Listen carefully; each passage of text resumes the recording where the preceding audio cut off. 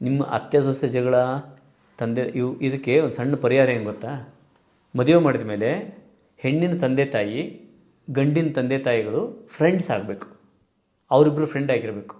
ಆ 4 ಜನ ಸೇರಿ ಎಲ್ಲರೂ ಟ್ರಿಪ್ ಅಡ್ಡಾಡೋದು, ಫ್ರೆಂಡ್ಸ್ ಮಾಡಿಕೊಂಡು ಚೆನ್ನಾಗಿ ಫ್ರೆಂಡ್ ಥರ ಇದ್ದರು ಅಂದರೆ ಆ ಗಂಡ ಹೆಂಡತಿ ಚೆನ್ನಾಗಿರ್ತವೆ. ಸಮಸ್ಯೆ ಅವರಲ್ಲಿ ಇಲ್ಲವೇ ಇರಲ್ಲ. ಅದು ಸಮಸ್ಯೆ ಇರೋದು ನಿಮ್ಮ ಪೇರೆಂಟ್ಸ್ಗಳಲ್ಲಿ ಸಮಸ್ಯೆ ಇದು, ಅವ್ರದ್ದಲ್ಲ. ನೀವು ನಿಮ್ಮ ಅತ್ತೆ ಸರಿ ಇಲ್ಲ, ನಿಮ್ಮ ಮಾವ ಸರಿ ಇಲ್ಲ, ನಿಮ್ಮ ಗಂಡ ಸರಿ ಇಲ್ಲ ಅಂತ ಹೆಣ್ಣು ಹೇಳ್ಕೊಡೋದು, ಆ ಕಡೆ ನಿನ್ನ ಹೆಂಡ್ತಿನ ಸರಿ ಬೆಳೆಸಿಲ್ಲ ಅವರು ಹಿಂಗೆ ಹೇಳ್ಕೊಟ್ಕೊಂತ ಕೂತ್ಕೊಂಡ್ರೆ ಅವು ಎಲ್ಲಿಂದ ಹೋಗ್ಕತ್ತವು? ಅವ್ರ ಮನಸ್ಸಲ್ಲಿ ಏನು ಬಿಡುತ್ತವು? ಅವು ಗೊತ್ತಿರುತ್ತೇನೆ ರೀ ಜೀವನ. ಇನ್ನು ಮದುವೆ ಆಗಿರ್ತಾರೆ ಅಷ್ಟೇ. ಹೊಸ ಹುರುಪು ಇರ್ತದೆ ಬಿಟ್ಟರೆ, ಆಕರ್ಷಣೆ ಇರ್ತದೆ ಬಿಟ್ಟರೆ ಜೀವನ ಅಂದ್ರೆ ಏನು ಗೊತ್ತಾ? ಫಸ್ಟು ನೀವು ಒಂದು ಕೆಲಸ ಮಾಡಿ. ಅಟ್ಲೀಸ್ಟ್ ಮದುವೆ ಮಾಡೋದಕ್ಕಿಂತ ಮೊದಲು ಫ್ರೆಂಡ್ ಸರ್ಕಲಲ್ಲೇ ಗಂಡ ಹೆಂಡ್ತಿನ ಹುಡ್ಕೊಳ್ಳಿ. ನಿಮ್ಮ ಫ್ರೆಂಡ್ಸ್ ಸರ್ಕಲಲ್ಲಿ ಅವಾಗ ಏನಾಗ್ಬೋದು? ನೀವು ಹೇಗಿದ್ದರೂ ಫ್ರೆಂಡ್ಸ್ ಆಗಿರ್ತೀರ ಮೊದಲಿಂದ, ಚೆನ್ನಾಗಿ ಬೆಳ್ಕೊಂಡು ಹೋಗ್ತದೆ ಜೀವನ. ಡೈವರ್ಸ್ ಎಲ್ಲ ಬರೋದಿಲ್ಲ ಇದು. ಇನ್ನೊಂದು ಸಮಸ್ಯೆ ಏನು ಗೊತ್ತಾ? ಇಲ್ಲ, ನಾನು ಪೇಷಂಟ್ ನೋಡ್ತಾ ಇದ್ದೀನಿ ಇತ್ತೀಚೆಗೆ. ಇಲ್ಲ ಹುಡುಗನ ಆರೋಗ್ಯ ಹಾಳಾಗಿ ಹೋಗಿರ್ತದೆ, ಇಲ್ಲ ಹುಡುಗಿಯ ಆರೋಗ್ಯ ತಿಂಗಳ ಮುಟ್ಟಾಗೋದಿಲ್ಲ, ಅದಾಗಲ್ಲ.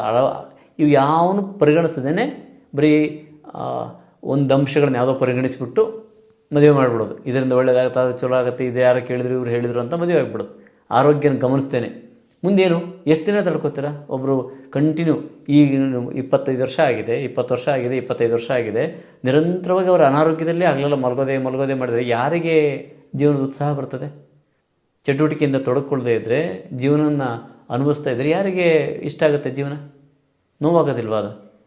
ಹಾಗಾಗಿ ಮೊದಲು ಸದೃಢವಾದ ಆರೋಗ್ಯವನ್ನು ಇಟ್ಕೊಳ್ರಿ. ತಡ್ಕೊಳಕ್ಕಾಗದೇ ಇರುವಂಥ ಮನಸ್ಥಿತಿ, ತಡ್ಕೊಳಕ್ಕಾಗದಂಥ ದೇಹವನ್ನು ಮಕ್ಕಳಿಗೆ ಕೊಟ್ಟು ಮದುವೆ ಮಾಡಿ ಕಳಿಸಿದರೆ ಅಲ್ಲೂ ಸಮಸ್ಯೆ, ಹೆಣ್ಣು ತೊಗೊಂಬಂದರೆ ನಿಮಗೆ ಇಲ್ಲೂ ಸಮಸ್ಯೆ. ಫಸ್ಟು ಆರೋಗ್ಯ, ಮಕ್ಕಳ ಆರೋಗ್ಯ ಇದು ತುಂಬ ತುಂಬ ಇಂಪಾರ್ಟೆಂಟ್. ಅಟ್ಲೀಸ್ಟ್ ಏನು ಮಾಡದೇ ಇದ್ದರೂ ಮಕ್ಕಳಿಗೆ ಸದೃಢವಾದ ಆರೋಗ್ಯ ಕೊಟ್ಟು ಹೋಗೋದನ್ನು ಫಸ್ಟ್ ನೀವು ರೂಢಿಸ್ಕೋಬೇಕು.